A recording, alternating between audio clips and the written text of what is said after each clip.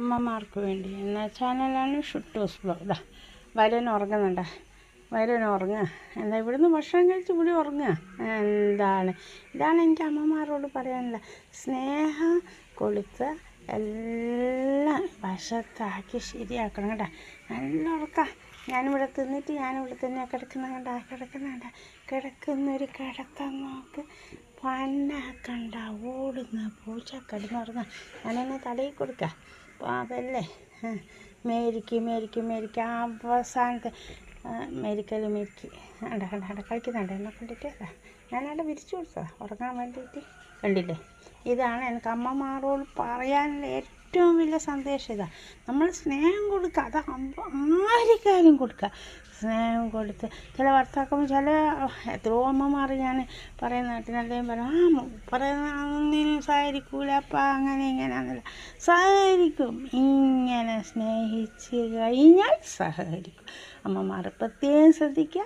ആ ഭർത്താക്കന്മാരായാലും ആരായാലും മക്കളായാലും എല്ലാവരും നല്ലോണം സ്നേഹിച്ചില്ല. കണ്ടില്ല, കളിക്കുന്നുണ്ട. വിരിച്ചു കൊടുത്ത് കിടന്നുറങ്ങുകയാണ് മൂപ്പർ. ഭക്ഷണം കഴിച്ച് വാരിയം പൂച്ച അങ്ങേറ്റ പിന്നെ കാടൻ പൂച്ചയാണിത്. കാടനാണ് കണ്ട, കാടൻ പൂച്ചയാണിത്. ഞാനിവിടെ കിടത്തീന ഉറങ്ങാം, നല്ല ഉറക്കാം.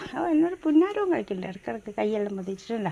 കണ്ട ഇതാണ് എനിക്ക് അമ്മമാരോട് പറയാനുള്ള ആ സ്നേഹത്തിൻ്റെ വില മനസ്സിലാക്കുക. സ്നേഹം എന്ന ആ രണ്ട് വാക്കിൻ്റെ മഹിമ മനസ്സിലാക്കുക. പണ്ട് വളരെ ഇതായിരുന്നു ഞാനുള്ള സ്കൂൾ പോയി. ഇപ്പോൾ എന്ത് രണ്ട് ഇത് കഴിഞ്ഞാൽ തീർന്ന്. ഇപ്പോൾ ന്യൂ ജനറേഷൻ്റെ കളി കാണുമ്പോൾ സത്യം പറഞ്ഞാൽ എനിക്ക് ചിരി വരും. അവരെ കളി ഇല്ല, അങ്ങനെയാണ് അവർ.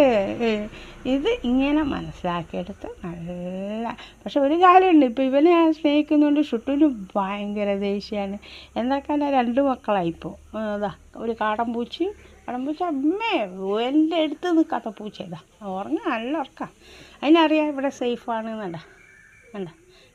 ഇത് മനസ്സിലാക്കുക. ഈ സന്ദേശം ഇങ്ങനെ പരന്നുകൊണ്ടിരിക്കണം.